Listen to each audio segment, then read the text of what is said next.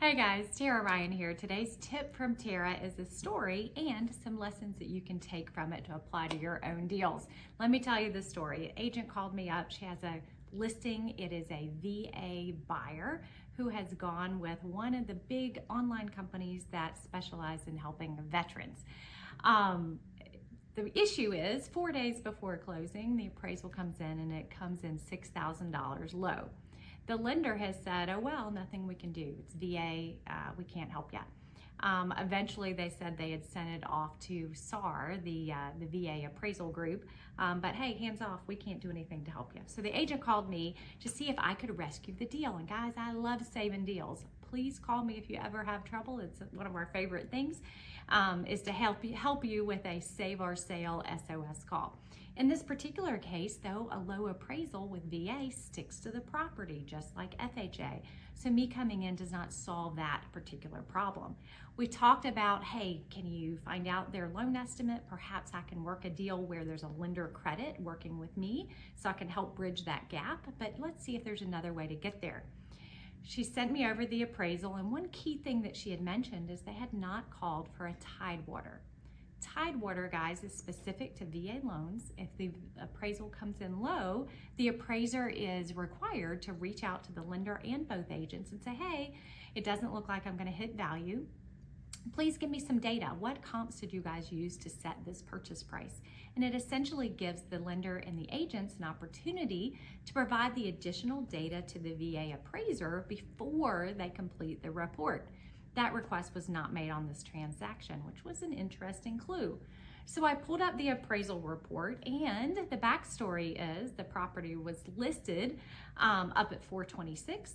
They lowered it down to 410 and went under contract. At some point, the buyer came back and said, hey, I need closing costs. So they took it to 416 with a $6,000 lender credit. Property appraised at 410.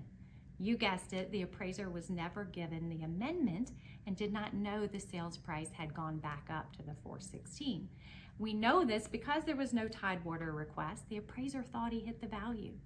You could also see on the report the contract sales price was listed as 410, not 416. Lastly, if you looked at all three comps, while one of the comps was a little bit low at 405, it was a distressed sale, comps 1 and comps 3 comp out to 450 and 460. Clearly the value was there to get to the 416 number. The real culprit, the lender, messed up and did not get that amendment with the new sales price to the appraiser. So in investigating it, we figured out they did actually send it, but they put it at the end of the 24-page contract, put it at the bottom, and the appraiser didn't see it. Couple things you can take away as learnings. One, I instructed the agent to call the appraiser. As the real estate agent, you can talk to the VA appraisers. You can't pressure them on value, but you can say, hey, I want to make sure you had the correct contract and the correct sales price. She said, okay, I've reached out to the other agent to get the appraiser's contact info. I'm like, no, it's right in the report. Right under the signature is their phone number and their email address, and you have every right to reach out. She did, and in less than 10 minutes, I got a text back saying, oh my gosh, he's sending over the corrected report with the correct value. So the day was saved, the buyer is saved, the agent's commissions are saved, but it all could have been avoided by going with a great lender in the first place.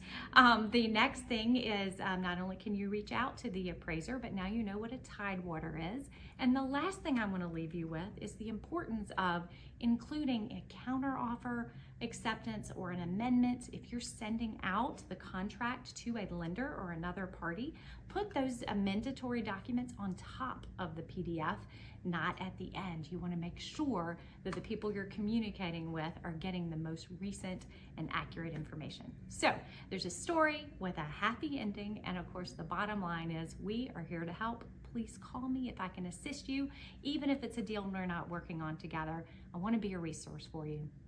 And of course, let's save the trouble and send them to a great lender to begin with. We're here and we'd love to help.